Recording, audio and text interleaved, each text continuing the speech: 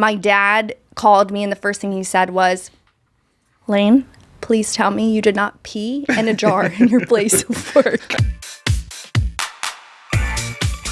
I am so excited about today's episode because we have someone who's been in the Blabbermouths lore for multiple episodes. Please welcome my dearest friend, college bestie, social media Mongol herself, an OG original dirty blonde, Lane Rawlings, everybody. Woo! Lane, did you like your introduction? It was kind of a mixed bag. It was okay.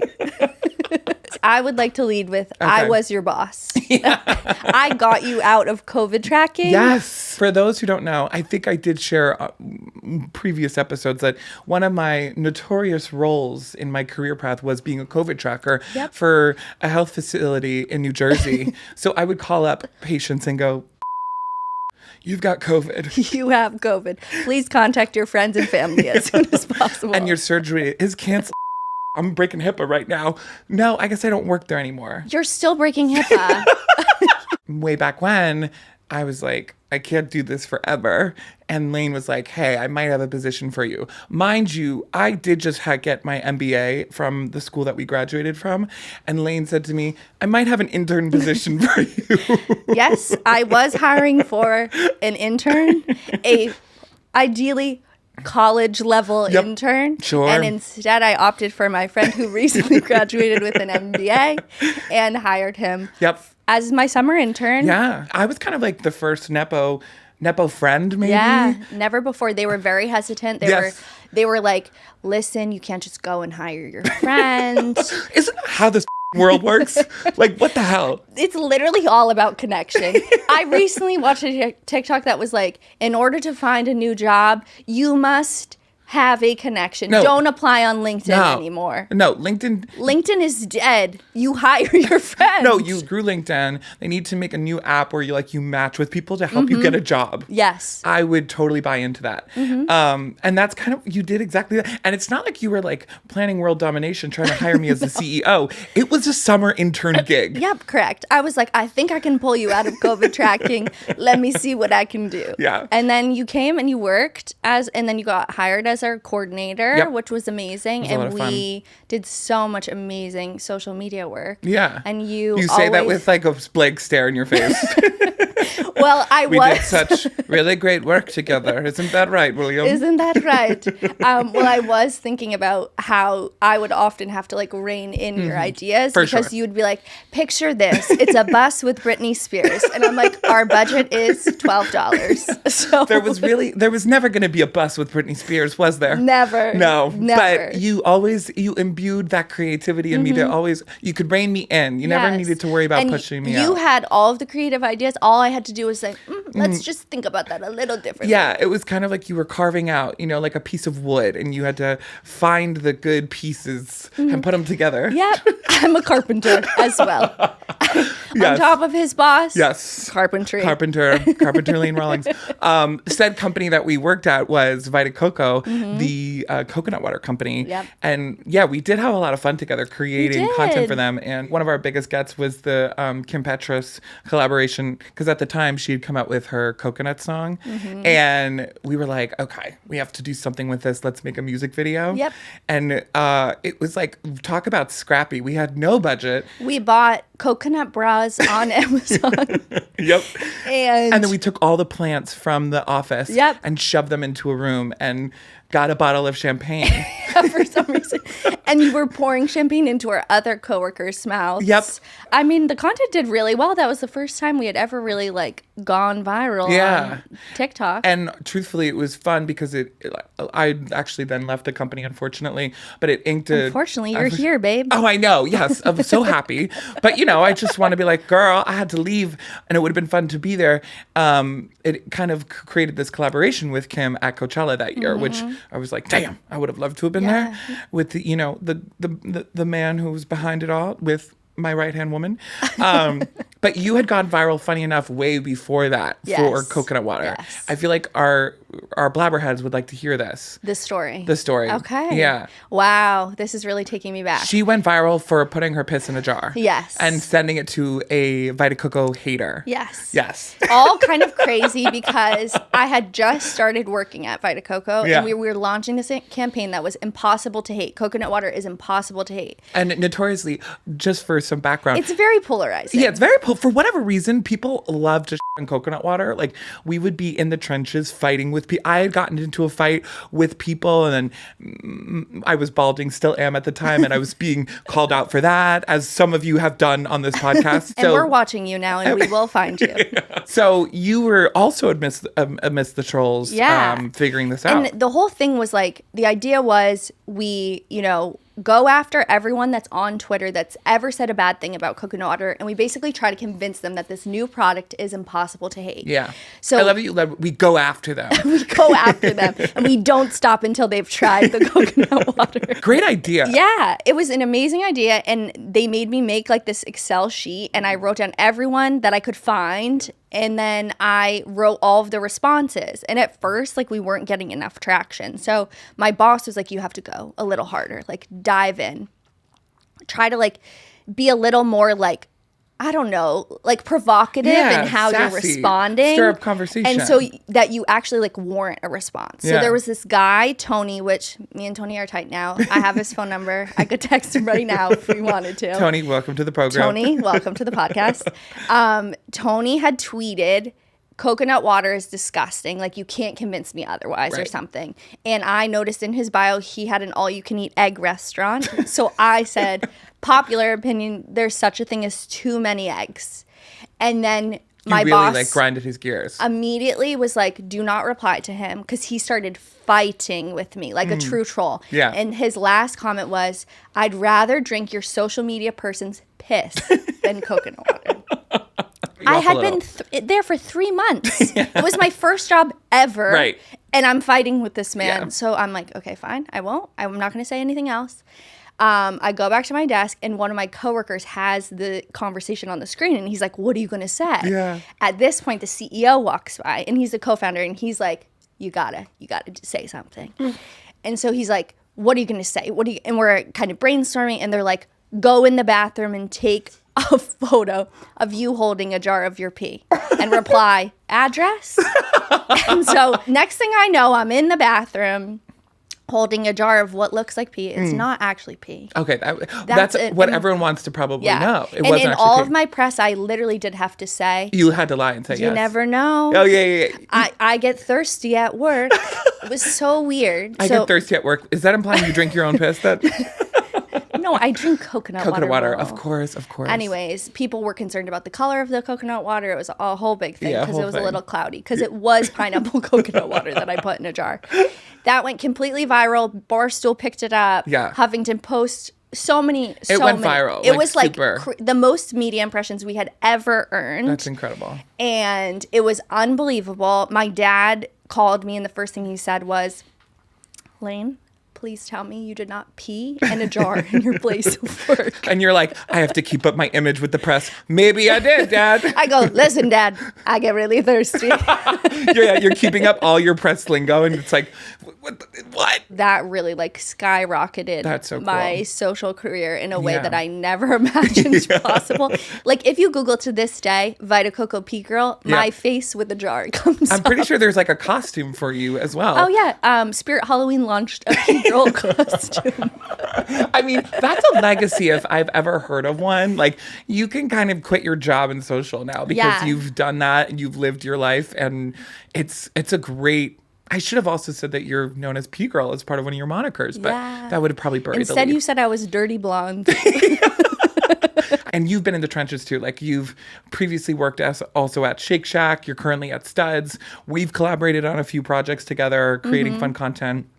So I love that it's just like as much as it is kind of my passion, you have a similar passion in the social media world. And it's so fun that we got to work on it together. Yeah. And now we get to work on it together again. I know. I'm like, that's why I'm even more thrilled to have you here. Thank you for introing so the audience knows a little bit more about sorry for my long-winded story. No, we loved it. So how was your weekend this weekend? It was good. Honestly, it was pretty lazy. But wasn't it your first time getting Botox? Yes. Okay. On Sunday, my friend's mom, who is I think she's a nurse practitioner. I don't know how it really came to be, but it's like, it's basically an MLM for Botox. Love like it. Back in the day, we had Mary Kay parties. Yes.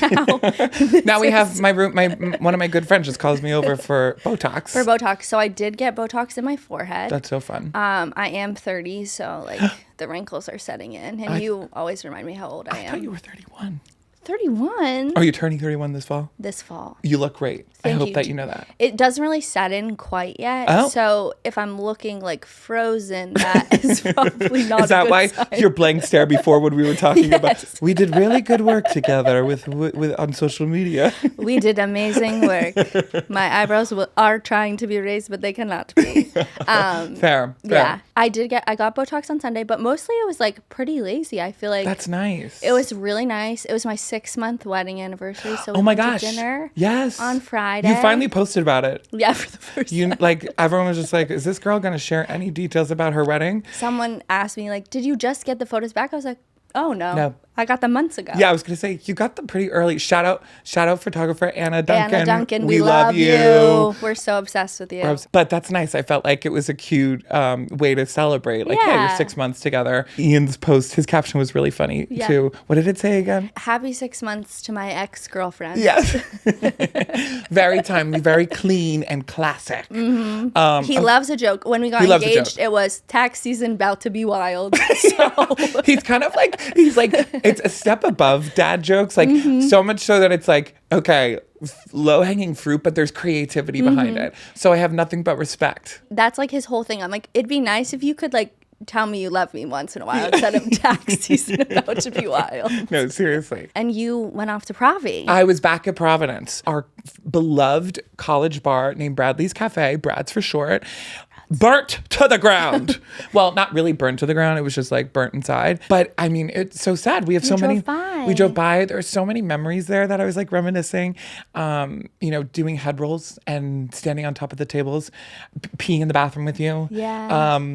In what was the bathroom sign? It said, "We don't care." Yeah, we don't care where you pee, or like we don't give where you like, but funny. Yeah. And that's why we were able to pee together. And so, yeah, there's like so many funny bits from it. There's so much paraphernalia in that place. It was definitely a fire hazard. Like we say, the kitchen literally was underneath the bar, and it was a toaster oven and a microwave. In a hot plate, maybe. And a hot plate, maybe. And it was next to the Jägermeister for sure. Yeah. We never expected it to happen. No. Go support those bad bitches at Brad's because we love them. you. We need them back up and running. I wanted to go visit and actually have a drink there, but You can't. But yeah, all in all, it was nice to be back in Providence. I feel like have so much love for Providence and our alma mater. But, every time you go back, it's a little like, you feel a little bit better that you're like, oh, I don't need to be here, but it's still a little sad at the same time, Yeah. As we know, here at Blabbermouths, we love talking about and breaking down everything pop culture and not shutting up about it. So, Lane, I have a series of topics that I want to go through with you. And does this matter to you? Okay. It's okay if it doesn't. Okay. It's okay if it really does. If we want to get into it, we'll get into it. If you have topics that you want to share and you're like, oh my gosh, I'm very passionate about this, why don't you bring it up? I want you to bring it up. Okay. Timothée Chalamet put his foot in his mouth by saying that no one really cares about ballet or opera anymore. I don't want to be working in ballet or opera or, things where it's like, hey, keep this thing alive, even though no one cares about this anymore. Does this matter to you? Honestly, no. Really? Well, it doesn't matter to me because this wasn't in my For You page. So, I do think, see, am I going to put you doubling down? Am I going to put my foot in my mouth now? Are you doubling down on I feel Timothy's like comments? the ballet and the opera do matter to culture. Yes. For sure. I think so too. So I feel like, too. Timothy, You're an idiot. you're an idiot. Okay, fair. I agree with you. I think he's definitely catching more strays and trying to be held more accountable than our actual president is at the moment. Yeah. So I think that's a little insane. But he's definitely he needs to be humbled a little, you know? Yeah. I feel like he's gone on this whole press tour. Kylie Jenner, he has so many things that are happening for him right now that are putting him in the cultural zeitgeist. For sure. The least he can do is recognize culture where it stands. And also he claims to be this big artist. Yes. I'm an artist. I'm passionate by what my art creates and how I can create it. And it's like, well, if you do, don't be a hypocrite and say you don't give a shit about opera and ballet. Sorry. Okay, well, that's good to know. What about daylight savings? I care about this deeply. Oh, you do? Yeah. And what side are you on? Get rid of it, for the love of God. No, you, daylight savings. You're right up there with New Jersey Transit. I hate you both. Yes. And when I saw your meme on Betches, I reposted it because literally every year, no matter what, I have all the warnings. It's on my calendar. Suddenly, I've forgotten. And I woke up on Sunday at 10:30 a.m. Yes, of course. And I was like, how did I sleep so late? Yes. No, I'm completely aligned. I definitely know that it was happening because I made a meme about it. But, it's really annoying, especially when you're drunk at 1 a.m. and your dad's like, we're going to be leaving from Providence at 7:45. And I'm like, does that mean 6:45 or 8:45? And then I have to get in the car and pray that I don't have to throw up all the way on the way home or my pants. Yeah. And so I'm with you on that on separate reasons, but I think Congress was supposed to pass and say, get rid of it. Didn't 2 years ago they said they would. Honestly, echoes what it was like to have student Congress at our school. It's like, honestly, so true. It's like you could get up there and just go, I want to abolish this or do this. And it's like, Yahoo. And then it passes. Mm-hmm. But then you actually got to put in the work to make sure, the administrators and the people listen to you. There are states that don't follow. Kind of respect them. But, I'm pissed that we're not one of them. Maybe we could implement it for ourselves. Sorry, I'm following. I'm observing daylight savings. I'm observing daylight. Sorry, I'm not coming to that meeting. Sorry, I'm late to that meeting. I'm observing daylight savings. Or at least maybe everyone gets a 1 week pass with that. That should be a usable excuse. My grandpa eats lunch an hour earlier and he'll be like, Linda, it's time for lunch. And it's really not, but it's he's just 10:11 in the morning and he's eating lunch. No, good for him. He's getting a hearty breakfast. He's getting a brunch. He's getting a brunch in there. He's eating imitation seaweed salad. Or no, it's really freaky. It sounds a little freaky deaky. Seafood salad. Seafood salad. You just seafood and oh no. I thought I was going to make a joke I'm on a seafood diet. I see food and I eat it. You're always on a seafood diet.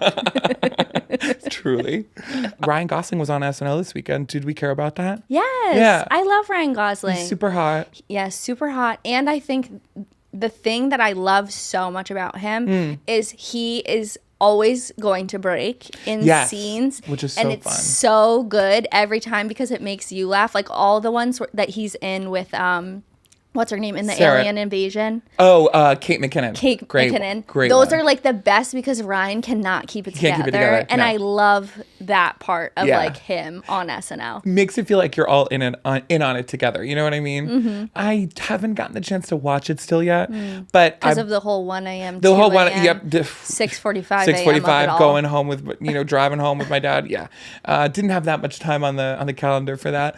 But I've been seeing clips that have made me laugh that I'm like, okay, yeah, you're a good performer too. And Harry Styles was there. Yeah, he was random. Well, because he's hosting next weekend. Okay. And I think they were just like, you want to be there for the opening monologue? So I'm like, okay, slay. We love a good Harry Styles. Hottie of the week. Looks so good. He's a runner now. Not that he had to be. I was already attracted to you. And was he doing too much? No. I mean, why are you running? Yeah. What are you running from? What are you running from? I think he's running from being gay. You wish. I know. Wishful thinking. Fun fact, everyone, I don't have a gaydar. Lane has called this out. I have wishful thinking. Yes. It's not a gaydar. He's not detecting anything. Nope. And a lot of the time, straight people do ask me if I think a person's gay. And Lane has to circle around me to make sure I'm not just speaking out of my ass being like, yeah, I think he's gay. Because then she has to come in like a footnote and go, you're asking the wrong person. I just saw him in a clip. He was crossing the bridge with Zoe Kravitz, fist bumping people. Zoe Kravitz, you're up there with New Jersey Transit and daylight savings right now. No, she's a nice girl. I'm getting mixed signals from you. No, I mean do you love her or you hate her? I love her, but she's with Harry Styles. Oh, that's why. So we hate her. We hate her because he needs to run to you. Me. Speaking of new music, the Pussycat Dolls, before you got here, Lane, they announced, they just put up a video on Instagram that said Pussycat Dolls forever. Forever. What do you think this means? They're going back on tour. If this comes to fruition, would be absolutely insane. In 2021, I emailed Meghan Thee Stallion and the Pussycat Dolls. I can pull up the email. Oh. Hi, can you please do a collaboration with the Pussycat Dolls? Them or Lady Gaga? And you wrote the lyrics. I wrote the lyrics. Oh, perfect. That would be Fire Flames. I can come help with ideas for songs too. Here is a list. I only have one listed. Screwdriver by the Pussycat Dolls featuring Meg Thee Stallion. Example of lyrics. Screw it up, drive it low, time for you to start dancing ho. Obviously, it would be an explicit song, but we can always make a radio edit for the kids. Love to hear back from you. I'm a big fan. You're really cool. Love, William. Can you tell me when you wrote that and what the date was? Yes, of course. I wrote it at 1:14 a.m. Okay. morning. Just wanted to make sure it wasn't in business hours. And the date was January 12th, 2020. There is literally so much lore with you and the Pussycat Dolls. Right. When Will was training for a half marathon and I was his boss, he was like, sorry, I'm gonna like go for a run this afternoon, whatever, because I'm training. I was like, no problem. Block your cal, enjoy your run, whatever. And the whole time I thought he was running outside. And then one day I asked him, so when you are going for these runs, you mentioned you're driving somewhere. Where? And he's like, oh, I'm going to the gym. I'm driving to the gym. Right. And I'm getting on the treadmill and I'm listening to the Pussycat Dolls and pretending I'm in a music video. With them. And at the end, I pull a lever and the rain comes down on me. And that's how I finish my runs. Mm-hmm. It's a great visual to envision yourself because you're like, I'm the hottest bitch there ever was. He literally was like, I'm Jennifer Aniston in the movie. Yes, We're the Millers. Yes. That I needed to paint a visual for her so she knew how I was feeling when I completed my long, mild runs on the treadmill. Mm-hmm. And then one of the times that I did go crazy and was like excited, blasting Pussycat Dolls in said car after, I got into a car accident. Yep. And instead of calling the police, insurance, he called me, his boss, and said, Lane, I think I just got into a car accident. I just hit someone. I don't know what's going on. Oof. I'm like, William, please hang up and call someone else. I just wanted her to know that I was not making that meeting later. Yeah. You know? He was missing the meeting and he needed me to know. I wanted her to know in the moment. It was a valid excuse. Very valid. Yeah. And the car that I had hit was red. Was a red car. There was still a piece in the car while I was going to act. We were actually going to go to Providence and we did. Together. He came to pick us up and he's like, yeah, I don't think there's that much damage. And I'm looking at a shard of someone else's car sticking out of his front bumper. Yeah. And I go, William, there's a piece of red, like, car sticking out of your black car. And he goes, no, I think that's just the inside of the car. I was like, your car isn't a fucking Louboutin. But how cool would that be if cars were kind of like Louboutins? I mean, you would never see it, hopefully, because you don't want to hit the car. But, you know. And then the hood was damaged. Oh, yeah, and you Googled what happens if I drive with the hood. And we drove 3 hours to Providence. And you know what happens if the hood blows open? You die. But you know what? We're here, girl. We made it. We risked it all. And we drove both ways with the hood broken. Moving right along with all the things we should care about. Love Story. I know you're a huge fan of that show. Okay, but now there is a lot of messaging, a lot of controversy bubbling up about it not being as accurate as we once thought. I was addicted to that show. Love it. Well, I still am. I'm watching it when it's released every single time. 100%. But I don't love that this is like feeling more like maybe a stretch on the story. I agree. Because it also doesn't paint the Kennedys in like a great light. True. And as hot as they were, Ethel, you're dead to me. She redeems herself a little bit more in the most recent episode. That's true. I'll give her that. But hard to know. Is that the truth or not? Right. Maybe does she have tea? Right. Or like, did Carolyn Bessette's mom actually make that speech at the wedding? I know. That was so awkward. The whole time I kept thinking, if my mom did that. Oh my God. Awkward. It is fascinating to watch these stories because, right, we don't know the insides of these relationships. It was always speculation. Yeah. So it's fun to watch, but I think a lot of people are taking it to heart. Taking it very seriously. Right. And I think it is supposed to be more of like this romanticized version maybe of their love. Totally. For example, Daryl Hannah, she actually dated JFK Jr. before Carolyn and JFK had gotten together. And she basically, on the show, she seems like this whiny, annoying, Her voice is so annoying. Oh gosh. And like, there were scenes where she was like doing cocaine on family heirlooms and like really pushing and pressuring John to get married with her and compare Jackie O's death to her dog's death. And Daryl Hannah basically wrote a whole op-ed that was like, none of this is true. Yeah. I've never done any of these things. And then you're kind of like, damn, I didn't fully believe it, but I did a little bit. But also the way that it's depicted, their outfits are exactly the same. Where they are is exactly like all of that makes you feel like this has to be true. Why would it be creative if it weren't? Yeah. And Daryl Hannah was saying that she was like getting death threats and terrible messages. And now she's like, I can't believe I have to defend something that wasn't even true. And now I have to defend it because here I am in this predicament.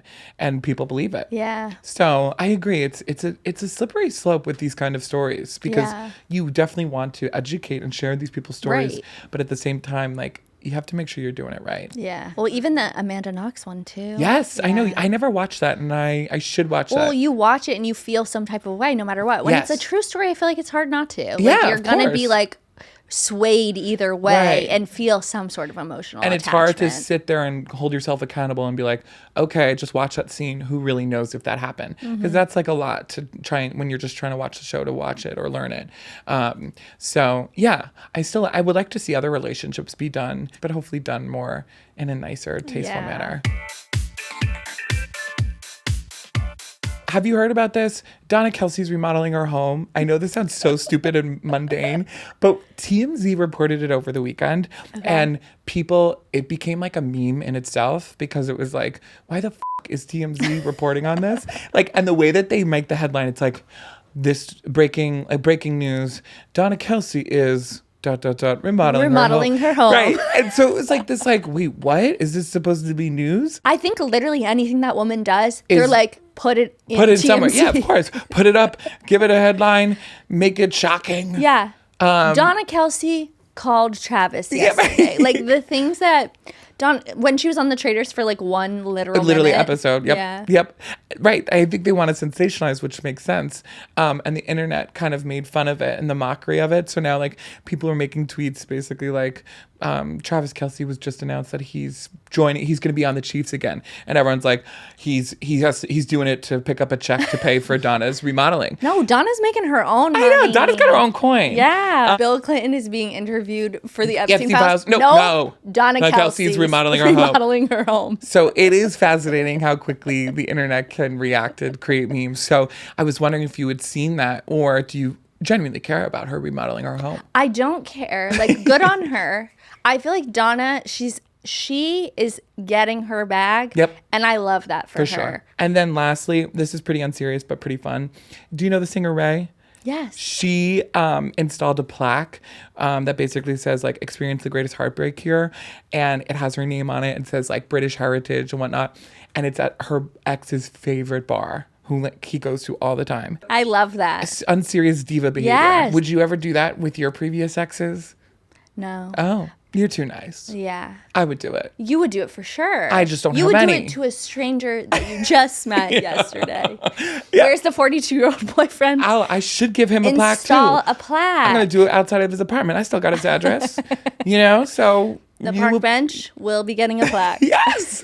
So Lane, what we also love doing on here, we love taking our pop culture things and trying to explain them to our wonderful little Victorian child. Christopher Jonathan James Lucifer the Third. Yeah. Okay. Can you explain daylight savings to him? Jonathan Jacob Jingleheimer Schmidt. Yep. The third. You know when you wake up when the rooster crows? Oh, yes. And you hear that noise because the sun has shone over the mountains of your village. And you look out and you say, oh, it's a beautiful sunny day. It is. Well, guess what? Tomorrow the rooster's crowing an hour earlier and it's for no good reason and it's still dark out. Yeah. And you're going to wake up more tired. Yep. The butter hasn't defrosted for churning yet. There's no more. It feels like there's maybe a little more time in the day. Yeah. But at the end of the day, you're still tired. And guess what? You're hungry earlier. And if the butter's still frozen, you're shit out of luck. You're shit out of luck. And truthfully, everyone's going to be like the next day going, why do we still do this? Why? This is, you know what this is? Witchcraft. And then they're going to have to crucify the town yeller. Yeah. Because he probably implemented this rule. Right. And he's a witch now. Now he's a witch. So he'll be burned at the stake tomorrow. And that is probably one of your, like, good friends. How old are you again? You know, roughly, I mean, what is age in the Victorian era? You were dying at 10 anyways. Era, it doesn't, daylight savings does matter because the rooster crows earlier. Yep. But you're still dying of the bubonic plague, no honestly, what. Like, you've got bigger fish to fry. Like, daylight savings is kind of like a footnote in your life. It's a major problem for us, but you are dodging rats and bubonic plagues left and right. Yeah. And a footnote, you might not know what this is. Yeah. Because you handwrite everything. But a footnote is a little note that you might leave at the bottom of a page to explain something else that's on the page. Yeah, kind of like leaving your phone number on a wench and bar tab. Well, I guess you didn't have a phone. Maybe you were leaving your address or where your horse was docked for the night. Yeah. Thank you, Lane, for explaining that to Mr. Christopher. I feel like he's also kind of giving us a blank stare. He might have just gotten Botox. Hey, blink twice if you just got Botox. Oh, he blinked. Well, that's kind of all our show, Lane. Thank you for joining me on this wonderful adventure of blabbing through our unique history together, the Pussycat dolls reuniting, I know. And more importantly, really bringing awareness to how wretched daylight savings is. Of course, I'm happy to do it. Do you want to show me what the screwdriver dance would look like for the Pussycat dolls? You know what? That is something I have to work on. I never really got to that. Okay, well, when they launch the song, you can be the creator of their TikTok dance challenge. I have receipts. It will be Screwdriver Summer, baby. Where can we find you, follow you, your work? I am private, so you can try to follow me, but I might not accept. You can follow me at Lane Elizabeth on Instagram. My name on TikTok is Laney Girl. Yes. And on Studs, if you want, I'm the social media manager there. So if you're craving a piercing, earrings, anything. She's your girl. Well, thank you, Lane. And yes, if you want to follow me, you can follow me at Will Oster, here at the Betches main page. You can also see one of your recent TikToks actually on the main Betches page about JFK Jr. But thank you so much. I'm so happy that you came in today. I had so much fucking fun. Thanks for having me. It was so fun to chat with you. Always a good time. Under the bright lights. Under the bright lights. Thanks for blabbing with us.